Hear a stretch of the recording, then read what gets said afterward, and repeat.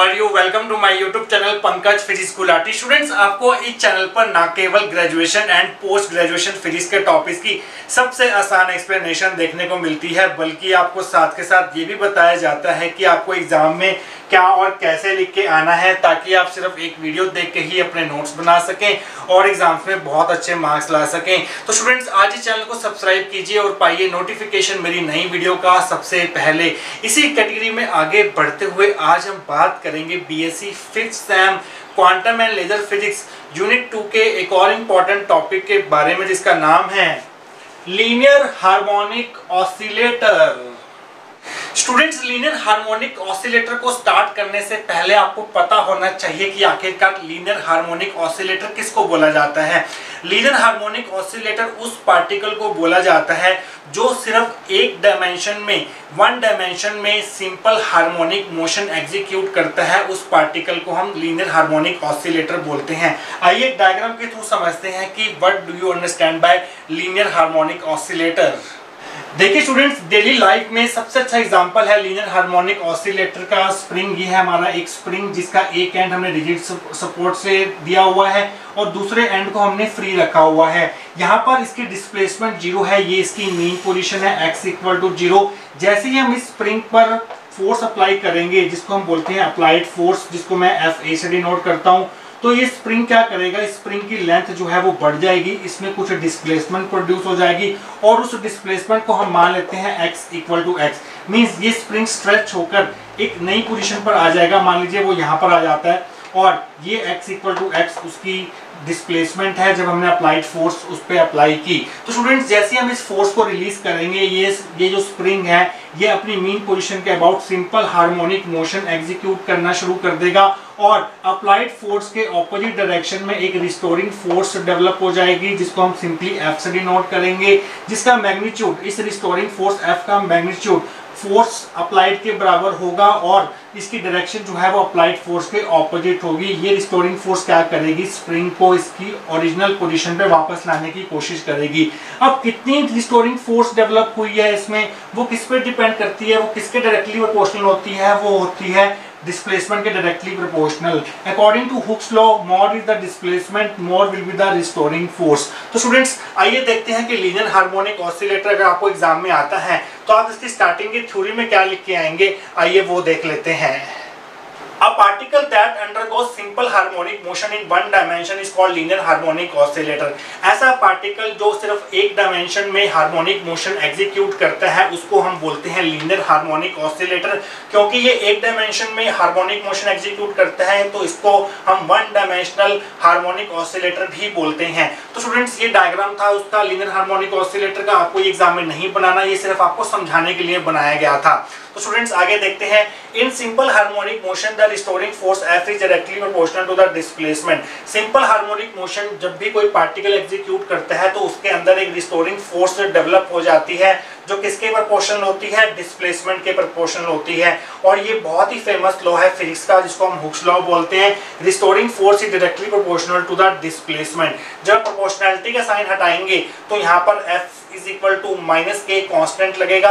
ये होगी हमारी first equation, where k is force constant. Negative sign क्या शो कर रहा है, नेगेटिव साइन ये शो कर रहा है कि जो रिस्टोरिंग फोर्स होती है वो हमेशा अप्लाइड फोर्स के ऑपोजिट डायरेक्शन में एक्ट करती है। अप्लाइड फोर्स की डायरेक्शन इस तरफ है और रिस्टोरिंग फोर्स जो है वो अंदर की तरफ है इसकी डायरेक्शन, तो ये हमेशा ऑपोजिट डायरेक्शन में एक्ट करती है अप्लाइड फोर्स के, इसलिए आपको यहाँ पर माइनस का साइन लगाना पड़ेगा। The potential energy of linear harmonic oscillator is given by. एक लीनियर हार्मोनिक ऑसिलेटर की पोटेंशियल एनर्जी कितनी होती है, वो होती है V is equal to 1/2 kx square. V है पोटेंशियल एनर्जी, k है स्प्रिंग कांस्टेंट, x है यहाँ पर डिस्प्लेसमेंट। ये हमारी सेकंड इक्वेशन होगी। इस टॉपिक के अंदर हमने करना क्या है, हमने लीनियर हार्मोनिक ऑसिलेटर की श्रोडिंगर वेव इक्वेशन फाइंड करनी है और उसका सोल्यूशन फाइंड करना है। तो यहाँ पर यूज होगी time independent Schrodinger one dimensional equation, क्योंकि यहाँ पर जो लीनियर हार्मोनिक ऑसिलेटर का जो मोशन है वो टाइम से इंडिपेंडेंट है, तो हमें यहाँ पर यूज करनी पड़ेगी Schrodinger time independent wave equation. The one dimensional Schrodinger time independent equation for linear harmonic oscillator is given bye. Schrodinger time independent equation linear harmonic oscillator के लिए क्या होगी, वो होगी d² psi by dx² plus 2m by h² E minus V psi is equal to 0, ये हमारी third equation है। देखिए स्टूडेंट्स, हमारे v की वैल्यू पता है कितनी है, वो है हाफ के एक्स स्क्वायर। तो मैं यहीं पर ही v की वैल्यू पुट कर देता हूँ हाफ के एक्स स्क्वायर, ताकि हमारा स्टेप बच जाए। और ये काफ़ी लंबी डेरिवेशन है, तो मैं यहीं पुट कर देता हूँ 1/2 के एक्स स्क्वायर। तो मैं इसको अच्छे से लिख देता हूँ यहाँ पर 1/2 के एक्स स्क्वायर, साथ में यहाँ पर साई आएगा। तो स्टूडेंट्स, इसी इक्वेशन का हमें सोल्यूशन फाइंड करना है। वो हम कैसे फाइंड करेंगे ये हम देखेंगे अब आने वाले सेक्शंस के अंदर। तो स्टूडेंट्स, लास्ट सेक्शन में हम थर्ड इक्वेशन निकाल चुके थे। वो इक्वेशन क्या थी? वो इक्वेशन थी D square psi by D X square plus 2m by H cut square bracket start E minus half K X square bracket close psi equal to 0। ये थर्ड इक्वेशन थी। तो स्टूडेंट्स, इसको simplify करने के लिए अब हमें एक नया वेरिएबल इंट्रोड्यूस करना पड़ेगा, और वो नया वेरिएबल होगा q, जो कि x पे डिपेंड होगा, और आपने q को लेना है alpha x। Let q is equal to alpha x। ये स्टेप आपको ध्यान रखना है कि इस इक्वेशन के बाद आपको एक नया वेरिएबल इंट्रोड्यूस करना है q, that will be equal to alpha x। यहाँ से आप x की वैल्यू निकाल लीजिए, वो आ जाएगी q बाय अल्फा। ये हमारी स्टार इक्वेशन होगी। तो स्टूडेंट्स, इसको दोनों तरफ डिफरेंशिएशन कीजिए। q का डिफरेंशिएशन क्या हो जाएगा? x के रिस्पेक्ट में dq by dx is equal to alpha constant, वो ऐसे ही रहेगा। x का डिफरेंशिएशन क्या हो जाएगा? 1 हो जाएगा। ये हमारी फोर्थ इक्वेशन होगी। तो स्टूडेंट्स, हमने यहाँ पर D psi by D X, D square psi by D X square है, इसकी वैल्यू हमें निकालनी है। तो हम पहले क्या निकालेंगे? D psi by D X निकालेंगे। D psi by D X को हम कैसे लिख सकते हैं? इसको हम डी क्यू से मल्टीप्लाई और डिवाइड कर सकते हैं। तो हमारे पास ये टर्म कैसे लिखी जा सकती है? D psi by D Q multiply D Q by D X. D Q से डिवाइड किया, डी क्यू से मल्टीप्लाई किया, और इस डी एक्स को यहाँ लिख दिया इसके नीचे, कोई फर्क नहीं पड़ेगा। इसको हम ऐसे लिख सकते हैं, हमने जस्ट डी क्यू से डिवाइड किया और डी क्यू से मल्टीप्लाई किया है, कोई प्रॉब्लम नहीं है। अब देखिए स्टूडेंट्स, यहाँ पर D Q by D X किसके बराबर है? D Q by D X alpha के बराबर है। तो इसकी जगह हम अल्फा पुट कर देंगे। तो आपके पास D psi by D X की वैल्यू क्या आ जाएगी? That will be equal to D psi by D Q multiply alpha. ये हमारी फिफ्थ इक्वेशन होगी। हमें तो D square by D X square चाहिए, हमें यहाँ पर D psi by D X मिल गया है। तो हम क्या करेंगे? एक और बार डिफरेंशिएशन करेंगे एक्स के रिस्पेक्ट में दोनों तरफ। अगर आप D psi by D X का डिफरेंशिएशन करेंगे एक्स के रिस्पेक्ट में, तो आपको क्या मिलेगा? आपको मिलेगा D square psi by D X square is equal to alpha constant है, मैंने पहले लिख दिया अल्फा। अब हमें D psi by D Q का डिफरेंशिएशन करना है एक्स के रिस्पेक्ट में, तो हमने लिख दिया डी बाय डी एक्स, साथ में D psi by D Q. अब हम क्या करेंगे? पहले साई का डिफरेंशिएशन करेंगे एक्स के रिस्पेक्ट में, फिर क्यू का करना पड़ेगा, क्योंकि यहाँ पर नीचे क्यू भी है। तो अगले स्टेप में आप लिखेंगे D square psi by D X square is equal to alpha constant है। जब आप D psi by D Q का डिफरेंशिएशन करेंगे एक्स के रिस्पेक्ट में, तो आपको मिलेगा D square psi by D Q square. फिर क्यू का भी करना पड़ेगा आपको एक्स के रिस्पेक्ट में, तो मल्टीप्लाई में क्यू का डिफरेंशिएशन एक्स के रिस्पेक्ट में क्या हो जाएगा? D Q by D X हो जाएगा। और यहाँ तक पहुँचने के बाद आपको क्या करना पड़ेगा? D Q by D X की वैल्यू क्या है? D Q by D X की वैल्यू अल्फा है, तो आपको यहाँ पर अल्फा पुट करना पड़ेगा। मैं यही कर रहा हूँ, आप चाहे तो अगले स्टेप में भी कर सकते हैं। मैंने यहाँ पर अल्फा पुट कर दिया। अल्फा इंटू अल्फा क्या हो जाएगा? अल्फा स्क्वायर हो जाएगा। तो मैंने यहाँ पर अल्फा स्क्वायर कर देता हूँ, यहाँ से मैं अल्फा हटा देता हूँ। तो ये हमारी सिक्स्थ इक्वेशन हो गई। तो D square psi by D X square की वैल्यू आ गई alpha square D square psi by D Q square, ये हमारी सिक्स्थ इक्वेशन है। और एक्स की वैल्यू आई थी क्यू की टर्म्स में, वो थी क्यू बाय अल्फा, ये हमारी स्टार इक्वेशन थी।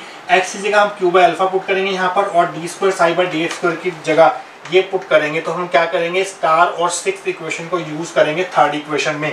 तो आप लाइन लिखेंगे using star and 5 in 3 we get. ये फिफ्थ इक्वेशन नहीं है, ये सिक्स्थ इक्वेशन है। यहाँ पर सिक्स्थ लिखना है आपको। Using star and six in third equation we get. आपको क्या करना है? यहाँ पर D square psi by D X square की वैल्यू पुट करनी है। क्या निकली है वो? सिक्स्थ इक्वेशन में वो निकली है alpha square D square psi by D Q square, वो आपने यहाँ पुट कर देनी है। Alpha square D square psi by D Q square, मैंने यहाँ पर डी एक्स स्क्वायर लिख दिया, जबकि यहाँ पर डी क्यू स्क्वायर आना था। तो इस चीज़ का आप ध्यान रखेंगे, छोटी छोटी मिस्टेक्स हो जाती हैं, डेरिवेशन काफ़ी बड़ी है इसकी। तो यहाँ पे डी क्यू स्क्वायर आएगा, यहाँ पे डी क्यू स्क्वायर आएगा, इस चीज़ का आप ध्यान रखेंगे। तो यहाँ पर हमने क्या किया? एक बार और देख लीजिए। D square psi by D X square की वैल्यू पुट कर दी, क्या थी वो? Alpha square D square psi by D Q square. यहाँ पर क्यू स्क्वायर है ना, तो यहाँ पर क्यू स्क्वायर आएगा, प्लस साथ में 2m by H cut square, साथ में बड़ी bracket start E minus half के, ऐसे रहेगा। एक्स की वैल्यू क्या है? एक्स की वैल्यू क्यू बाय अल्फा है, यहाँ पर स्क्वायर है, तो आपको स्क्वायर भी करना पड़ेगा, Q square by alpha square. इसका स्क्वायर करना पड़ेगा, Q square by alpha square into Sai, ये हमारी इक्वल टू 0। तो स्टूडेंट्स, नेक्स्ट स्टेप में हम क्या करेंगे? दोनों तरफ अल्फा स्क्वायर से डिवाइड करेंगे। तो अल्फा स्क्वायर से डिवाइड करेंगे, तो इसके नीचे जब अल्फा स्क्वायर लिखेंगे तो अल्फा स्क्वायर से अल्फा स्क्वायर कट जाएगा। तो यहाँ पर यहाँ से अल्फा स्क्वायर हट जाएगा plus 2m by H cut square. जब आप इस टर्म को अल्फा स्क्वायर से डिवाइड करेंगे तो ई के अपॉन में अल्फा स्क्वायर आएगा। एक अल्फा स्क्वायर ऑलरेडी यहाँ पर प्रेजेंट है तो alpha square multiply alpha square क्या हो जाएगा, अल्फा की पावर 4 हो जाएगा। हमने क्या किया है, दोनों तरफ अल्फा स्क्वायर से डिवाइड किया तो अल्फा स्क्वायर से अल्फा स्क्वायर कट गया, 1 आ गया। ई के बारे में अल्फा स्क्वायर आ गया, अल्फा स्क्वायर यहाँ पर पहले से ही है, एक और अल्फा स्क्वायर नीचे लगाएंगे तो अल्फा की पावर 4 हो जाएगा, साथ में साई इक्वल टू 0। तो स्टूडेंट्स ये हमारा नेक्स्ट स्टेप होगा। उसके अगले स्टेप में आप क्या करेंगे, 2m by H cut square को इसके साथ ही मल्टीप्लाई करेंगे, इसके साथ ही मल्टीप्लाई करेंगे। तो नेक्स्ट स्टेप आपका होगा D square psi by D Q square plus 2me नीचे एच कट स्क्वायर साथ में अल्फा स्क्वायर माइनस 2m के क्यू स्क्वायर। यहाँ पर देखिए स्टूडेंट, जब आप इस टर्म को इस टर्म से मल्टीप्लाई करेंगे तो 2 से 2 कैंसिल हो जाएगा, तो आपके पास क्या बचेगा, m के क्यू स्क्वायर साथ में एच कट स्क्वायर साथ में अल्फा की पावर 4, ये 2 से ये 2 कट चुका है, साथ में साई आ जाएगा इक्वल टू 0। ये हमारी 7th इक्वेशन होगी। तो स्टूडेंट्स हम यहाँ पर जो अल्फा चूज करेंगे, यहाँ पर जो अल्फा की वैल्यू चूज करेंगे वो इस प्रकार से चूज करेंगे कि जो क्यू स्क्वायर का कॉफिशिएंट है, क्यू स्क्वायर का कॉफिशिएंट क्या है यहाँ पर, ये है, ध्यान से देखो ये चीज, इस टाइप आपको ध्यान रखने पड़ेंगे एग्जाम के अंदर। देखिए स्टूडेंट्स, हमने अल्फा की वैल्यू इस तरह चूज करनी है, जो क्यू स्क्वायर के साथ जो टर्म लिखी हुई है m k by H cut square alpha की पावर 4, इसकी वैल्यू 1 हो जाए। आपने अल्फा को इस प्रकार से चूज करना है। Let us choose alpha such that m k by H cut square alpha की power 4, m k by H cut square alpha की पावर 4 1 हो जाए, मींस क्यू स्क्वायर के साथ जो कोएफिशिएंट लिखा हुआ है ये 1 हो जाए। ये हमारी 8th इक्वेशन होगी। तो स्टूडेंट्स यहाँ से क्रॉस मल्टीप्लाई करके अल्फा की पावर 4 की वैल्यू भी आएगी, अल्फा की पावर 4 1 से मल्टीप्लाई हो जाएगा, अल्फा की पावर 4 आ जाएगा, इक्वल टू में बचेगा आपके पास m k by H cut square बचेगा। और यहाँ से अगर अल्फा की वैल्यू निकालेंगे, यहाँ पर पावर 4 है तो इधर जाके 1/4 हो जाएगी, तो अल्फा की वैल्यू आ जाएगी, alpha will be equal to m k by H cut square 1/4। ये हमारी 9th इक्वेशन होगी। तो स्टूडेंट्स नेक्स्ट सेक्शन में हम बढ़ेंगे इन 3 इक्वेशन के साथ, 7th 8th and 9th equation के साथ। इनको हम दोबारा लिखेंगे नेक्स्ट सेक्शन में और फर्दर डेरिवेशन भी आगे प्रोसीड करेंगे। तो स्टूडेंट्स बढ़ते हैं आगे। लास्ट सेक्शन में हम 3 इंपॉर्टेंट इक्वेशंस निकाल चुके थे। वो इक्वेशंस कौन कौन सी थी? पहली इक्वेशन थी D square psi by D Q square plus बड़ी bracket start 2me H cut square alpha square minus m k Q square H cut square alpha की पावर 4 साथ में साई इक्वल टू 0। ये 7th इक्वेशन थी। और m k upon H cut square alpha की power 4 equal to 1, ये हमारी 8th equation थी। हमने अल्फा को इस तरह से चूज करना है कि जो कोफिशिएंट था इसको हमने 1 के इक्वल लिया था, ये हमारी 8th इक्वेशन थी। और इसको सॉल्व करके जब हमने अल्फा की वैल्यू निकाली थी वो आई थी m k by H cut square 1/4, ये हमारी 9th इक्वेशन थी। तो स्टूडेंट्स ये जो टर्म लिखी है ब्रैकेट के अंदर, ये फर्स्ट टर्म जो लिखी है इसको हम लैम्डा पुट करेंगे। Let lambda is equal to 2me H cut square alpha square, ये हमारी 10th इक्वेशन होगी। इसको हमने लैम्डा मान लिया। अब यहाँ पर हम अल्फा की वैल्यू पुट करेंगे। अल्फा की वैल्यू ये है 9th इक्वेशन में। वो वैल्यू पुट करने के बाद आपको क्या मिलेगा? Lambda is equal to 2me by H cut square बड़ी ब्रैकेट स्टार्ट, यहाँ पर हम अल्फा की वैल्यू पुट करेंगे। अल्फा की वैल्यू है हमारे पास m k by H cut square, m k by H cut square छोटी ब्रैकेट क्लोज, ऊपर पावर 1/4 है यहाँ पर और यहाँ पर स्क्वायर भी है तो यहाँ पर स्क्वायर भी लगाना पड़ेगा। तो स्टूडेंट्स जब आप 1/4 को 2 से मल्टीप्लाई करेंगे तो 1/4 को 2 से मल्टीप्लाई करके आ जाएगा 1/2। तो यहाँ पर मैं यहाँ से 2 हटा देता हूँ, यहाँ पावर जो है वो 1/2 कर देता हूँ। तो स्टूडेंट्स इससे अगले स्टेप में आप क्या कर सकते हैं, यहाँ पर m k की पावर 1/2 आप अलग कर सकते हैं और एच स्क्वायर की पावर 1/2 आप अलग कर सकते हैं। तो जब आप एच स्क्वायर की पावर 1/2 करेंगे तो स्क्वायर से स्क्वायर कट जाएगा, एच कट रह जाएगा, ये एच कट ऊपर चला जाएगा। तो lambda will be equal to 2me H cut, ये वाला एच कट ऊपर चला गया और यहाँ पर एच कट स्क्वायर है और ये m k की पावर 1/2 यहाँ पर ऐसी रहेगी। एक एच कट से एक एच कट कट जाएगा और lambda will be equal to 2e, ये 2e, यहाँ पर एक एच कट बचा है। और देखिए स्टूडेंट्स यहाँ पर m की पावर 1 है, यहाँ पर m की पावर 1/2 है। जब 1/2 को ऊपर लेके जाएंगे तो m की पावर 1 माइनस 1/2 हो जाएगा, मीन्स m की पावर 1/2 आ जाएगी। और m की पावर 1/2 को हम लिख सकते हैं स्क्वायर रूट m और नीचे k की पावर 1/2 है तो आपके पास square root of m by k बचेगा। तो lambda will be equal to 2e by H cut square root of m by k, ये हमारी 11th इक्वेशन होगी।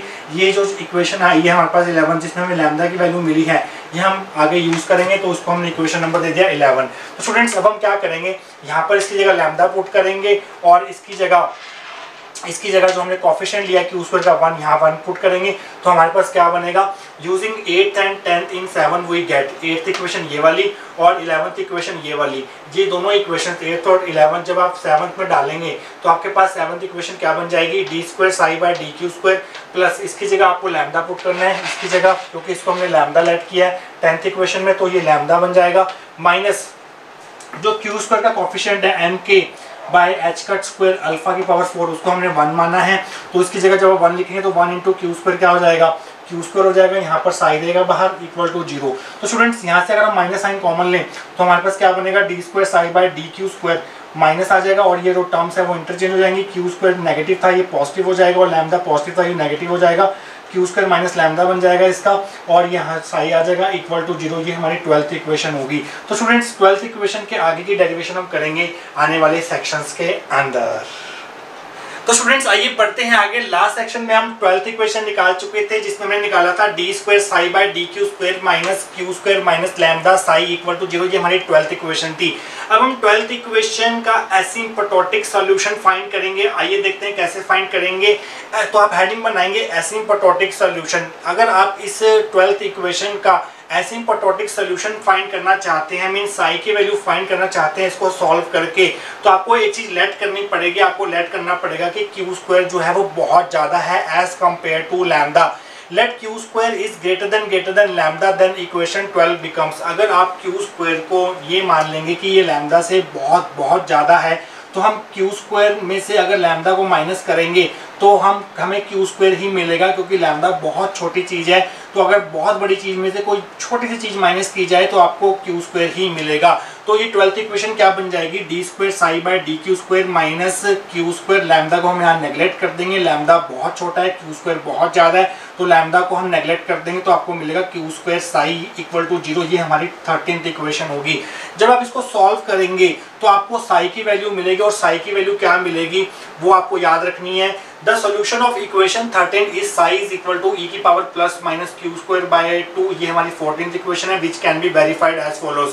जब आप इस इक्वेशन को सॉल्व करेंगे तो आपको जो साई की वैल्यू मिलेगी, इस इक्वेशन का जो सोल्यूशन मिलेगा, मीन्स जो साई की वैल्यू मिलेगी वो ये होगी ई की power plus minus Q square by 2। ये इसका साई इज इक्वल टू ये इसका सोल्यूशन है, वो हम वेरीफाई भी कर सकते हैं। कैसे, अगर हम इसको 2 बार डिफरेंशिएशन कर दें क्यू के रिस्पेक्ट में, अगर आपको 13th इक्वेशन मिल जाए तो ये वेरीफाई हो जाएगा कि ये जो 14th इक्वेशन है वो 13th इक्वेशन का सोल्यूशन है। आइए देखते हैं कि कैसे हम वेरीफाई करेंगे कि Sai is equal to E की power plus minus Q square by 2 इसका सोल्यूशन है। पहले हम इसका फर्स्ट टाइम डेरिवेटिव लेंगे क्यू के रिस्पेक्ट में, जो हमें आंसर मिलेगा उसका डबल डेरिवेटिव लेंगे, क्योंकि यहाँ पर डबल डेरिवेटिव है, तो आपको 13th इक्वेशन मिल जाएगी, जिससे ये प्रूव हो जाएगा कि 14th इक्वेशन 13th इक्वेशन का सोल्यूशन है। तो आइए स्टार्ट करते हैं और इसको डिफरेंशिएशन करते हैं दोनों तरफ। 14th इक्वेशन को डिफरेंशिएट करते हैं दोनों तरफ क्यू के रिस्पेक्ट में। तो यहाँ पर साई है तो आपको मिलेगा D psi by D Q. जब आप साई का डिफरेंशिएशन करेंगे क्यू के रिस्पेक्ट में तो आपको लिखना पड़ेगा D psi by D Q, और यहाँ पर ई की पावर ये है, और आप जानते हैं ई की पावर ए एक्स का डिफरेंशिएशन क्या होता है, ए की पावर ए एक्स, फिर ऊपर आपको ऊपर वाले टर्म का करना होता है, ए एक्स का डिफरेंशिएशन क्या होगा, एक्स रिस्पेक्ट में ए होगा। तो स्टूडेंट्स ठीक वही फॉर्मूला हम यहाँ पर लगाएंगे जब हम इसका डिफरेंशिएशन करेंगे क्यू के रिस्पेक्ट में। पहले ई की power plus minus Q square by 2 ऐसे ही रहेगा, ई की power plus minus Q square by 2 ऐसे ही रहेगा। फिर आपको पावर में ये लिखा हुआ है, इसका डिफरेंशिएशन करना पड़ेगा क्यू के रिस्पेक्ट में, प्लस माइनस आपको लिखना पड़ेगा यहाँ पर, और क्यू स्क्वायर का डिफरेंशिएशन क्या होगा क्यू के रिस्पेक्ट में, वो होगा 2q, और नीचे 2 ऐसे ही रहेगा, और 2 से 2 कट जाएगा यहाँ पर, और आपको D psi by D Q की वैल्यू मिल जाएगी। D psi by D Q will be equal to plus minus ये वाला क्यू, और साथ में ई की power plus minus Q square by 2। ये हमारे पास फर्स्ट डेरिवेटिव आ चुका है साई का विद रिस्पेक्ट टू क्यू। हमें डबल डेरिवेटिव निकालना है, तो इसको एक और बार डिफरेंशिएशन करेंगे क्यू के रिस्पेक्ट में। तो आप जब इसका डबल डिफरेंशिएशन करेंगे D psi by D Q का, तो आपको मिलेगा D square psi by D Q square equal to plus minus ऐसे रहेगा, प्लस माइनस ऐसे रहेगा। यहाँ पर आप क्यू के 2 फंक्शन है, ये हमारा फर्स्ट फंक्शन है, ये हमारा सेकंड फंक्शन है। जब हमारे पास 2 फंक्शन होते हैं तो डिफरेंशिएशन कैसे करते हैं, फर्स्ट फंक्शन का derivative second as it is, plus first function as it is second का derivative with respect to Q. तो स्टूडेंट्स ये वाला फॉर्मूला लगाएंगे हम, जिसको हम यूवी रूल बोलते हैं डिफरेंशिएशन का, बहुत बार आप यूज करते हैं मैथमेटिक्स के अंदर। ये हमारा फर्स्ट फंक्शन है, ये हमारा सेकंड फंक्शन है। तो फर्स्ट फंक्शन का डेरिवेटिव करेंगे क्यू का डेरिवेटिव क्यू के रिस्पेक्ट में, वो क्या हो जाएगा 1। सेकंड फंक्शन क्या है हमारा, ई की power plus minus Q square by 2, वो ऐसे रहेगा, प्लस अब हमारा फर्स्ट फंक्शन ऐसे रहेगा, क्यू ऐसे रहेगा, और ई की power plus minus Q square by 2 का डिफरेंशिएशन क्या होगा, अभी आपने ऊपर यहाँ पर किया था, वो होगा ई की power plus minus Q square by 2 ऐसे रहेगा। फिर हम पावर का करेंगे, plus minus Q square by 2 का डिफरेंशिएशन क्या हो जाएगा, प्लस माइनस 2q बाय 2 हो जाएगा। 2 से 2 कट जाएगा, और ध्यान से देखिए स्टूडेंट्स, इस प्लस माइनस साइन को अंदर मल्टीप्लाई कर दीजिए, तो यहाँ पर प्लस माइनस का साइन आ जाएगा यहाँ पर, यहाँ प्लस माइनस का साइन आ जाएगा, और जब आप इसको इससे मल्टीप्लाई करेंगे तो यहाँ प्लस माइनस का साइन आ जाएगा, और ये प्लस माइनस से मल्टीप्लाई होकर प्लस माइनस ही रहेगा, और क्यू इंटू क्यू क्या हो जाएगा, क्यू स्क्वायर। तो मैं यहाँ से ये वाला क्यू हटा रहा हूँ, और आपको यहाँ पर ये मिल जाएगा। उसके बाद आप यहाँ से e की power plus minus Q square by 2 common ले सकते हैं। तो कॉमन लेने के बाद e की power plus minus Q square by 2 common लेंगे तो अंदर बचेगा Q square plus minus 1, Q square plus minus 1। तो स्टूडेंट्स यहाँ तक हम कर चुके हैं, और नेक्स्ट सेक्शन में हम बढ़ेंगे, साथ में दोबारा से ये वाली इक्वेशन लिखेंगे 13th 14th, और ये वाली इक्वेशन लिखेंगे और देखेंगे कि कैसे ये इसका सोल्यूशन है, वो हम देखेंगे नेक्स्ट सेक्शन के अंदर। तो आइए स्टूडेंट्स बढ़ते हैं आगे। लास्ट सेक्शन में हमने 13th 14th इक्वेशन निकाली थी, वो क्या थी, D square psi by D Q square minus Q square psi equal to 0। ये 13th इक्वेशन थी। 14th इक्वेशन में हमने इसका सोल्यूशन लिखा था, Sai is equal to E की power plus minus Q square by 2। ये 14th इक्वेशन थी, और इसका डबल डेरिवेटिव करने के बाद हमें मिला था, 14th इक्वेशन का डबल डेरिवेटिव करने के बाद हमें मिला था D square psi by D Q square equal to E की power plus minus Q square by 2 Q square plus minus 1। यहाँ तक हम लास्ट सेक्शन में कर चुके थे। देखिए स्टूडेंट्स, जब हमने इसका एसिम्पटोटिक सॉल्यूशन फाइंड करना शुरू किया था तो हमने माना था कि क्यू स्क्वायर जो है वो बहुत ज़्यादा है। तो स्टूडेंट्स, अगर क्यू स्क्वायर ज़्यादा हुआ तो क्यू स्क्वायर के कंपैरिजन में हम 1 को नेगलेक्ट कर सकते हैं। तो आपको लाइन लिखनी पड़ेगी एक, as Q square is very large so Q square plus minus 1 is approximately equal to Q square. तो आप क्यू स्क्वायर प्लस माइनस 1 को क्यू स्क्वायर मान सकते हैं, 1 को नेगलेक्ट कर सकते हैं। तो स्टूडेंट्स, यहाँ पर आपको क्यू स्क्वायर प्लस माइनस 1 की जगह सिर्फ आपको क्यू स्क्वायर लिखना होगा। तो आपको मिलेगा D square psi by D Q square, D square psi by D Q square equal to E की power plus minus Q square by 2, और इस क्यू स्क्वायर प्लस माइनस 1 की जगह आपको क्यू स्क्वायर लिख देना है। और ये क्या है, ये क्या चीज़ है, यहाँ पर देखिए 14th इक्वेशन में ये किसकी वैल्यू है, साई की वैल्यू है। तो आपको इसकी जगह साई लिख देना है। तो आपको मिलेगा इज इक्वल टू, इसकी जगह आपने साई रख दिया क्यू स्क्वायर। जब आप साई क्यू स्क्वायर को इधर लेके आओगे तो ये माइनस का हो जाएगा। तो आपको मिलेगा D square psi by D Q square minus psi Q square equal to 0। तो स्टूडेंट्स, इस इक्वेशन को कंपेयर करो जो हमारे पास आई है, और 13th इक्वेशन को कंपेयर करो। क्या ये दोनों सेम नहीं है? ये बिल्कुल सेम है। यहाँ भी D square psi by D Q square है, यहाँ भी है, यहाँ पर माइनस है, यहाँ पर साई है, यहाँ क्यू स्क्वायर है, इक्वल टू 0 है। तो इसको सॉल्व करके, इसका डबल डेरिवेटिव करके और इसको सॉल्व करके हमें 13th इक्वेशन मिल चुकी है। मींस जो 14th इक्वेशन में हमें साई की वैल्यू गिवन है ई की power plus minus Q square by 2, वो 13th इक्वेशन के सोल्यूशन को रिप्रेजेंट कर रही है, which is same as equation 13। तो ये इक्वेशन बिल्कुल 13th इक्वेशन की तरह निकली है। तो मींस इस इक्वेशन का जो सोल्यूशन होगा वो होगा Sai is equal to E की power plus minus Q square by 2। सो आपके पास साई की दो वैल्यूज हो सकती है, या तो ई की power plus Q square by 2 हो सकती है, या फिर ई की power minus Q square by 2 हो सकती है। तो आपको लिखना होगा सो psi is equal to E की power plus Q square by 2, एक बार प्लस में ले लो, एक बार माइनस में ले लो ई की पावर, और Sai is equal to E की power minus Q square by 2। अब दोनों में से कौन सा आंसर ठीक है? क्या ये वाला आंसर ठीक है, क्या ये वाला सोल्यूशन ठीक है? इन दोनों में से कौन सा सोल्यूशन एक्सेप्टेबल होगा, किसको हम आगे लेके चलेंगे, आइए देखते हैं। उसके लिए आपको स्टूडेंट्स एक चीज पता होनी चाहिए। देखिए स्टूडेंट्स, वेव फंक्शन का मॉड का स्क्वायर, जिसको हम ऐसे लिखते हैं Sai square, mod of Sai square, जो कि होता है साई का कॉम्प्लेक्स कॉन्जुगेट मल्टीप्लाई साई। ये आप जानते हैं ये किसको रिप्रेजेंट करता है? ये probability of finding the particle को रिप्रेजेंट करता है। लीनियर हार्मोनिक ऑसिलेटर के केस में, क्योंकि हमारा जो ऑसिलेटर है वो एक्स एक्सिस के अलोंग वाइब्रेट कर रहा है, पार्टिकल जो है वो एक्स एक्सिस के along simple harmonic motion execute कर रहा है, तो उस केस में जो क्वांटिटी होगी Sai star Sai, that can be written as mod of psi square, ये रिप्रेजेंट करेगी probability of finding the particle along x axis। अब स्टूडेंट्स, आप x एक्सिस में लगातार आगे बढ़ते जाइए और इन्फिनिटी तक x एक्सिस में आगे बढ़ जाइए। तो जब आप x की वैल्यू इन्फिनिटी कर देंगे तो आपको प्रोबेबिलिटी जो होगी पार्टिकल को फाइंड करने की वो लगातार कम होती जाएगी। जैसे जैसे आपकी x की वैल्यू बढ़ती जाएगी वैसे वैसे आपके पार्टिकल को फाइंड करने की प्रोबेबिलिटी जो है वो कम होती चली जाएगी। मीन्स ये चीज़ जो है ये 0 को अप्रोच करेगी जैसे जैसे x जो है वो इन्फिनिटी को अप्रोच करेगा। कॉमन सेंस की बात है, अगर मॉड ऑफ साई स्क्वायर 0 को अप्रोच करेगा तो साई भी 0 को अप्रोच करना चाहिए जैसे जैसे x की वैल्यू इन्फिनिटी को अप्रोच करेगी। देखिए स्टूडेंट्स, हमने स्टार्टिंग के सेक्शंस में एक नया वेरिएबल लिया था q, जिसको हमने लिया था अल्फा x। अगर x इन्फिनिटी को अप्रोच कर रहा है तो q भी इन्फिनिटी को अप्रोच करेगा। मीन्स q इन्फिनिटी को अप्रोच करने के बाद साई की वैल्यू 0 को अप्रोच करनी चाहिए। जिस फंक्शन में हमारा ये एक फंक्शन है, ये भी एक फंक्शन है, ये भी एक सोल्यूशन है, ये भी एक सोल्यूशन है, जिस सोल्यूशन में हमारी ये कंडीशन सेटिस्फाई होगी कि q इन्फिनिटी को अप्रोच करे तो हमारा जो वेव फंक्शन है साई, जो साई की वैल्यू है वो 0 को अप्रोच करनी चाहिए। तो आइए देखते हैं किसमें सेटिस्फाई हो रही है ये। यहाँ पर q की वैल्यू इन्फिनिटी पुट कीजिए आप, e की पावर प्लस इन्फिनिटी का स्क्वायर बाय 2 मींस e की पावर इन्फिनिटी आ जाएगी और e की पावर इन्फिनिटी जो है वो इन्फिनिटी होता है। तो स्टूडेंट्स जब आप यहाँ पर q की वैल्यू इन्फिनिटी पुट कर रहे हैं तो साई की वैल्यू इन्फिनिटी पुट आ रही है, जो एक्सेप्टेबल नहीं है क्योंकि साई की वैल्यू 0 को अप्रोच करनी चाहिए। जैसे जैसे q इन्फिनिटी की तरफ जाएगा मींस x इन्फिनिटी की तरफ जाएगा तो q भी इन्फिनिटी की तरफ जाएगा और साई जो है वो 0 को अप्रोच करना चाहिए। बट यहाँ पर q की वैल्यू इन्फिनिटी पुट करने के बाद साई इन्फिनिटी को अप्रोच कर रहा है, तो ये सोल्यूशन जो है वो एक्सेप्टेबल नहीं है। आइए देखते हैं ये वाला एक्सेप्टेबल है कि नहीं। जब आप यहाँ पर q की वैल्यू इन्फिनिटी पुट करेंगे तो आपको मिलेगा e की पावर माइनस इन्फिनिटी जिसकी वैल्यू 0 होती है। तो यहाँ पर साई 0 को अप्रोच करेगा, जैसे q इन्फिनिटी को अप्रोच करेगा तो साई की वैल्यू यहाँ पर 0 को अप्रोच करती हुई मिलेगी। तो ये वाला सोल्यूशन जो है वो एक्सेप्टेबल होगा। तो आप लाइन क्या लिखेंगे, which should decrease to 0 as x approaches to infinity और q approaches to infinity। ये जो प्रोबेबिलिटी है पार्टिकल को फाइंड करने की वो 0 को अप्रोच करनी चाहिए जैसे x इन्फिनिटी को अप्रोच करेगा। अगर x इन्फिनिटी को अप्रोच कर रहा है तो q भी इन्फिनिटी को अप्रोच करेगा। तो q इन्फिनिटी को अप्रोच करने के बाद ये जो प्रोबेबिलिटी है वो 0 को अप्रोच करनी चाहिए, मींस साई की वैल्यू 0 को अप्रोच करनी चाहिए, जो कि इस केस में नहीं हो रहा। So psi is equal to e की power plus q square by 2 is not acceptable, तो ये एक्सेप्टेबल नहीं है। और as psi approaches to infinity as q approaches to infinity, क्योंकि इस केस में अगर आप q की वैल्यू इन्फिनिटी पुट करते हैं तो psi इन्फिनिटी को अप्रोच करता है ना कि 0 को।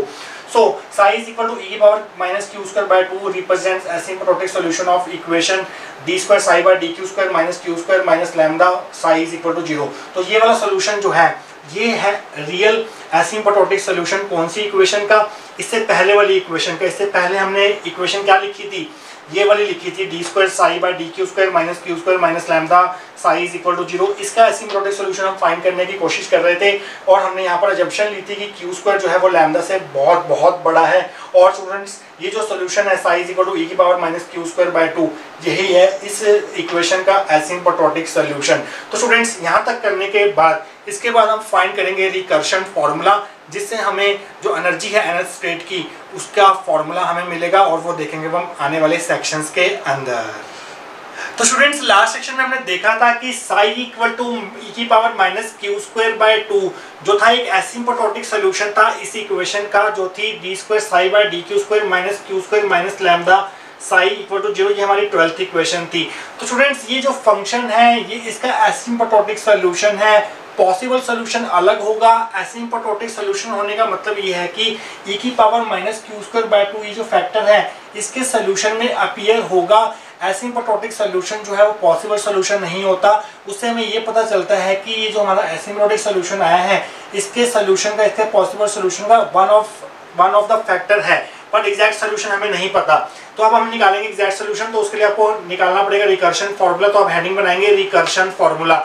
Now it is clear that solution of equation 12 will contain the term e की power minus q square by 2। पिछले सेक्शन में हमने ये देख लिया था कि e की power minus q square by 2 इसके सोल्यूशन का एक फैक्टर होगा जो इसका सोल्यूशन निकल के आएगा पॉसिबल सोल्यूशन। उस पॉसिबल सोल्यूशन में वन ऑफ द फैक्टर ये भी होगा। तो स्टूडेंट्स आप आगे लाइन लिखेंगे and the possible solution of equation 12 can be written as, जो इसका पॉसिबल सॉल्यूशन होगा, ये तो एसिम्प्टोटिक सॉल्यूशन था, अब हमने इसका पॉसिबल सॉल्यूशन निकालना है। तो इसका जो पॉसिबल सॉल्यूशन होगा उसको हम मान लेते हैं साई इज इक्वल टू एक फैक्टर जो इसके पॉसिबल सॉल्यूशन का होगा वो तो ये होगा e की power minus q square by 2, वो हमने देख लिया था पिछले सेक्शन में। तो आपको इसके पॉसिबल सॉल्यूशन में e की power minus q square by 2 तो लिखना ही है, साथ में एक नई चीज ऐड करनी है HQ, यहाँ पर आपको मल्टीप्लाई में भी लिखना है। HQ को एक पॉलिनोमियल है जिसको हम बोलते हैं हर्माइट पॉलिनोमियल। जैसे जब आगे बढ़ेंगे तो आपको समझ आ जाएगा कि हर्माइट पॉलिनोमियल क्या होती है और उसका क्या यहाँ पर क्या यूज है। तो स्टूडेंट्स जिसका पॉसिबल सॉल्यूशन होगा उसमें आपको ये वाला फैक्टर तो लिखना ही है, साथ में HQ से भी मल्टीप्लाई करना है जो कि हर्माइट पॉलिनोमियल है। ये हमारी 15th इक्वेशन होगी। तो स्टूडेंट्स अब हम क्या करेंगे, यहाँ पर पहले इसका सिंगल डेरिवेटिव करेंगे q के रिस्पेक्ट में, फिर डबल डेरिवेटिव करेंगे क्योंकि यहाँ पर d square psi by dq square है तो आपको ये निकालना है। तो आप कैसे निकालेंगे, पहले फर्स्ट डेरिवेटिव करेंगे इसका q के रिस्पेक्ट में, फिर उसका अगेन डेरिवेटिव करेंगे q के रिस्पेक्ट में। तो आइए पढ़ते हैं और इसको डिफरेंशिएट करते हैं q के रिस्पेक्ट में। आप लिखने को लाइन लिख सकते हैं यहाँ पर differentiating equation 15 with respect to q both side. तो आपको क्या मिलेगा, D psi by D Q is equal to ये हमारा फर्स्ट फंक्शन है, ये हमारा सेकंड फंक्शन है। यहाँ पर हमें u इंटू वी रूल लगाना पड़ेगा, first into second means product rule लगाना पड़ेगा डिफरेंशिएशन का, जो हमें कहता है कि पहले इसको हम छोड़ देते हैं e की power minus q square by 2 को, इस फंक्शन का डिफरेंशिएशन करते हैं। HQ का डिफरेंशिएशन क्या होगा, h डैश क्यू क्या रिप्रेजेंट कर रहा है, डिफरेंशिएशन ऑफ HQ रिप्रेजेंट कर रहा है। प्लस अब एच क्यू को छोड़ देते हैं, इसका डिफरेंशिएशन करते हैं। e की power minus Q square by 2 का डिफरेंशिएशन क्या होगा, वो होगा e की power minus Q square by 2। और पहले हमने e का किया, e की power minus Q square by 2 आ गया। पावर का करेंगे, पावर का डिफरेंशिएशन क्या होगा, माइनस क्यू स्क्वायर का डिफरेंशिएशन क्या होगा, माइनस 2q बाय 2 होगा। तो स्टूडेंट्स यहाँ से 2 से 2 काट देते हैं और इस माइनस क्यू को यहाँ लिख देते हैं आगे। तो मैं इसको माइनस क्यू को, ये वाले माइनस क्यू को यहाँ से हटा के मैं यहाँ लिख रहा हूँ। आप चाहे तो अगले स्टेप में भी कर सकते हैं, चाहे तो इसी स्टेप में भी कर सकते हैं, क्योंकि इसकी डेरिवेशन ऑलरेडी बहुत लंबी है, तो आपको साथ साथ स्टेप्स करने पड़ेंगे। माइनस क्यू जो यहाँ पर आ रहा था वो मैंने यहाँ लिख दिया। अब स्टूडेंट सिंगल डेरिवेटिव तो मिल चुका है साई का क्यू के रिस्पेक्ट में, अब हमें डबल डेरिवेटिव निकालना है, D square psi by D Q square निकालना है। तो अगेन इस पूरे फंक्शन का डिफरेंशिएशन करना पड़ेगा क्यू के रिस्पेक्ट में। यहाँ पर लगाएंगे हम U into V rule, means first into second rule. ये हमारा u है, ये हमारा v है। यहाँ पर हमारे पास u v w तीन फंक्शन है यहाँ पर q के, ये भी q का फंक्शन है, h q भी q का फंक्शन है, e की power minus Q square by 2 भी q का फंक्शन है। तो स्टूडेंट्स पहले हम इसका डिफरेंशिएशन करते हैं। कैसे करेंगे, एक को छोड़ेंगे दूसरे का डिफरेंशिएशन करेंगे। e की power minus Q square by 2 को हमने ऐसे छोड़ दिया, ध्यान से देखना आप। h डैश q का डिफरेंशिएशन क्या होगा q के रिस्पेक्ट में, h डबल डैश q हो जाएगा। प्लस अब हमने h डैश q को छोड़ दिया, h डैश q को छोड़ दिया, और e की power minus Q square by 2 का डिफरेंशिएशन करेंगे तो क्या आएगा, e की power minus Q square by 2, साथ में माइनस क्यू स्क्वायर बाय 2 का भी करना पड़ेगा, तो आ जाएगा माइनस 2q बाय 2। तो स्टूडेंट्स अगेन यहाँ पर इसको मैं बड़ी ब्रैकेट में लिख देता हूँ ताकि आपको समझ आ जाए कि ये इसका डिफरेंशिएशन है, यहाँ से लेके यहाँ तक इसका डिफरेंशिएशन है। तो स्टूडेंट्स इस -2 से -2 काट देना आप यहाँ पर, और जो माइनस क्यू आएगा यहाँ पर उसको मैं यहाँ लिख देता हूँ माइनस क्यू को। तो स्टूडेंट्स आगे बढ़ते हैं। अब हमने यहाँ पर तीन फंक्शन का डिफरेंशिएशन करना है, तो वो कैसे करते हैं हम, 2 को छोड़ेंगे, 1 का करेंगे। पहले हमने क्या करना है, वी डब्ल्यू को छोड़ देना है, यू का डिफरेंशिएशन करना है, फिर यू डब्ल्यू को छोड़ देना है, वी का डिफरेंशिएशन करना है, फिर यू वी को छोड़ देना है, डब्ल्यू का डिफरेंशिएशन करना है। तो 1 बाय 1 तीनों का डिफरेंशिएशन करेंगे। पहले हम करेंगे क्यू का डिफरेंशिएशन क्यू के रिस्पेक्ट में, तो क्यू का डिफरेंशिएशन क्यू के रिस्पेक्ट में 1 हो जाएगा। एच क्यू हमारा ऐसे ही रहेगा, e की power minus Q square by 2 ऐसे ही रहेगा, प्लस इसका हो गया। अब हम बीच वाले का करेंगे, q और लास्ट टर्म ऐसी रहेगी, q ऐसी रहेगा, एच क्यू का डिफरेंशिएशन क्या होगा, एच डैश क्यू हो जाएगा, और लास्ट टर्म ऐसी रहेगी, e की power minus Q square by 2 ऐसी रहेगा। यहाँ पर मैं क्यू स्क्वायर लगाना भूल गया हूँ, लिखा हुआ क्यू स्क्वायर बाय 2 लिखा हुआ है। तो स्टूडेंट्स ये 2 यहाँ पर नहीं है, ये 2 इस तरह से है सारे के नीचे, क्यू स्क्वायर के नीचे। तो स्टूडेंट्स आगे प्लस क्यू ऐसी रहेगा और साथ में एच क्यू ऐसी रहेगा, लास्ट वाले टर्म का करेंगे तो ये हो जाएगा e की power minus Q square by 2, और माइनस क्यू स्क्वायर बाय 2 का डिफरेंशिएशन क्या होगा, माइनस 2q बाय 2 होगा। और यहाँ से मैं ये माइनस 2 से 2 काट देता हूँ, 2 से 2 काट देता हूँ, माइनस क्यू जो बचा है यहाँ पर माइनस क्यू, उसको मैं यहाँ पर लिख देता हूँ। तो यहाँ पर आ जाएगा माइनस एक क्यू, यहाँ पर ऑलरेडी प्रेजेंट है, यहाँ पर क्यू स्क्वायर आ जाएगा। तो इसको सिंप्लीफाई करते हैं, और सिंप्लीफाई करने के बाद देखते हैं हमारे पास क्या बचेगा, वो हम करेंगे नेक्स्ट स्टेप में। सिंप्लीफाई करने से पहले आप एक काम कर लीजिए, यहाँ पर साइन चेंज कर दीजिए, बाहर माइनस का साइन है, इस 1 को यहाँ से हटा दीजिए, यहाँ पर माइनस का साइन आ जाएगा, और यहाँ पर साइन चेंज हो जाएगा, माइनस हो जाएगा, यहाँ पर प्लस हो जाएगा। अब हम इनको सिंप्लीफाई करते हैं। सबसे पहले हम लिखेंगे h की सबसे हाईएस्ट डिग्री, वो है h डबल डैश क्यू। पहले वोल टर्म लिखेंगे h double dash Q e की power minus Q square by 2। फिर हम देखेंगे h डैश की कहाँ पावर्स हैं, एक पावर यहाँ पर है, एक पावर यहाँ पर है। देखिए स्टूडेंट्स ये टर्म बिल्कुल सेम है, ये वाली टर्म और ये वाली टर्म बिल्कुल सेम है। तो ये तो ये माइनस क्यू माइनस 2q हो जाएगा, ट्वाइस हो जाएगा इस टर्म का। और इस टर्म को देखिए, इस टर्म को देखिए, और इस टर्म को देखिए, इसमें से क्या कॉमन आ रहा है, इसमें से कॉमन आ रहा है हमारे पास प्लस एच क्यू कॉमन है, और e की power minus Q square by 2 common है। अंदर क्या बचेगा, क्यू स्क्वायर बचेगा, और साथ में -1 बचेगा। और यहाँ पर वहाँ पर सॉल्व करके ये आ गया। पहले हमने जो हाईएस्ट पावर लिखी h डबल डैश क्यू, एक ही टर्म थी, ये और ये वाली और ये वाली ऐड होके बन जाएगी minus 2q h dash Q e की power minus Q square by 2। और इसमें से कॉमन लेंगे जब हम h क्यू e की power minus Q square by 2, तो अंदर बचेगा क्यू स्क्वायर -1 बचेगा। तो स्टूडेंट्स इसके आगे की डेरिवेशन हम करेंगे नेक्स्ट सेक्शन के अंदर। तो स्टूडेंट्स लास्ट सेक्शन में हम 3 इंपॉर्टेंट इक्वेशन निकाल चुके थे। कौन कौन सी थी वो, D square psi by D Q square minus Q square minus lambda psi equal to 0। ये हमारी 12th इक्वेशन थी जो शुरू से चलती आ रही है। ये हमारे साई की वैल्यू थी, Sai is equal to E की power minus Q square by 2 H Q. ये हमारी 15th इक्वेशन थी जो कि इस इक्वेशन का पॉसिबल सोल्यूशन था। ये हमारी हार्माइट पॉलिनोमियल थी एच क्यू, और इसका डबल डेरिवेटिव करके हमने लास्ट सेक्शन में एक इक्वेशन फॉर्म की थी D square psi by D Q square equal to H double dash Q E की power minus Q square by 2 माइनस 2 Q H dash Q E की power minus Q square by 2 प्लस Q square minus 1 H Q E की power minus Q square by 2। इसको हमने numbering नहीं दी थी पिछले सेक्शन में, इसको अब हम इसको नंबरिंग दे रहे हैं। ये हमारी 16th इक्वेशन है। तो students D square psi by D Q square की जगह हम ये वाली वैल्यू पुट करेंगे जो हमने 16th इक्वेशन में निकाली है ये वाली, और साई की जगह ये वाली वैल्यू पुट करेंगे तो आपको 12th इक्वेशन क्या बन जाएगी आपकी। तो आप लाइन लिखेंगे using 15th and 16th in 12th we get. जब आप यहाँ पर D square psi by D Q square की वैल्यू पुट करेंगे ये सारी की सारी यहाँ से लेके यहाँ तक, तो आपको क्या मिलेगा। तो यहाँ पर मैं वैल्यू पुट कर रहा हूँ इसकी H double dash Q E की power minus Q square by 2 माइनस 2 Q H dash Q E की power minus Q square by 2 प्लस Q square minus 1 H Q E की power minus Q square by 2। तो students यहाँ से लेके यहाँ तक मैंने वैल्यू पुट की है किसकी वैल्यू पुट की है, D square psi by D Q square की वैल्यू पुट की है यहाँ से लेके यहाँ तक। तो स्टूडेंट्स यहाँ तक वैल्यू पुट कर दी। आगे क्या लिखा हुआ है, minus Q square minus lambda minus Q square minus lambda, और साथ में साई है, साई की वैल्यू ये है ई की power minus Q square by 2 H Q. यहाँ मैं लिख दूंगा ई की power minus Q square by 2 H Q. ये मैंने यहाँ पर साई की वैल्यू पुट कर दी, यहाँ पर 0 आ गया। तो स्टूडेंट्स यहाँ पर मैं बड़ी ब्रैकेट हटा देता हूँ, ये मैंने आपको समझाने के लिए बताया था कहाँ से लेके कहाँ तक कौन सी वैल्यू मैंने पुट की है। तो स्टूडेंट्स यहाँ पर देखिए, इस टर्म को देखिए, इस टर्म को देखिए और इस टर्म को देखिए, इसमें क्या कॉमन आ रहा है, 0 तक नहीं, यहाँ तक देखिए। तो स्टूडेंट्स यहाँ पर इन दोनों में क्या कॉमन आ रहा है, यहाँ पर कॉमन आ रहा है एच क्यू ई की power minus Q square by 2 common आ रहा है। तो मैं यहाँ से एच क्यू ई की power minus Q square by 2 common ले लूंगा। अंदर क्या बचेगा, अंदर बचेगा क्यू स्क्वायर माइनस 1 बचेगा, साथ में बचेगा माइनस क्यू स्क्वायर और माइनस माइनस प्लस हो जाएगा, प्लस लैम्डा, तो क्यू स्क्वायर से क्यू स्क्वायर कट जाएगा तो हमारे पास बचेगा लैम्डा माइनस 1। तो मैंने यहाँ पर लैम्डा माइनस 1 लिख दिया, क्यू स्क्वायर से क्यू स्क्वायर कट गया, minus minus plus lambda minus 1 बचेगा, और साथ में एच क्यू ई की power minus Q square by 2 equal to 0 बचेगा। अब स्टूडेंट्स सारे में से क्या कॉमन आ रहा है, सारे में से कॉमन आ रहा है ई की power minus Q square by 2 common आ रहा है। तो अंदर क्या बचेगा, h double dash Q minus 2 Q H dash Q plus lambda minus 1 H Q equal to 0। तो स्टूडेंट्स अब देखिए, अब दो चीज़ों का प्रोडक्ट जो है वो 0 के बराबर आ रहा है। एक टर्म ये है, एक टर्म ये स्क्वायर ब्रैकेट वाली है। तो इसका मतलब ये है कि या तो ये 0 होगा या तो ये 0 होगा। बट ये क्या था, ये तो सोल्यूशन में आ रहा है इसके e की power minus Q square by 2 इसके सोल्यूशन में आ रहा है 12th इक्वेशन के। अगर ये 0 हो गया e की power minus Q square by 2, इसका मतलब साई 0 हो जाएगा, जो कि पॉसिबल नहीं है। इसका मतलब ये है कि ये वाली ब्रैकेट जो है वो 0 के बराबर होगी।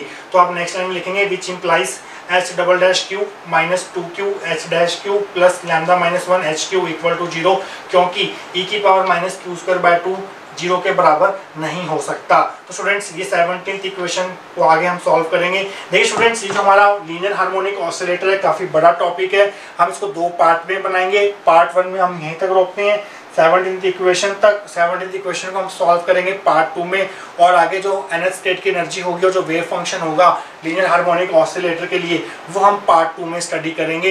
तो स्टूडेंट्स आज के लिए इतना ही काफ़ी है। पार्ट 2 का लिंक जब बन जाएगा तो उसका लिंक मैं आपको डिस्क्रिप्शन बॉक्स में दे दूंगा। ये है हमारा पार्ट 1 लीनियर हार्मोनिक ऑसिलेटर, जो कि 8th मार्क्स की कैटेगरी में ही पूछा जाता है। तो स्टूडेंट्स मिलेंगे part 2 of linear harmonic oscillator video के साथ। Till then thank you so much.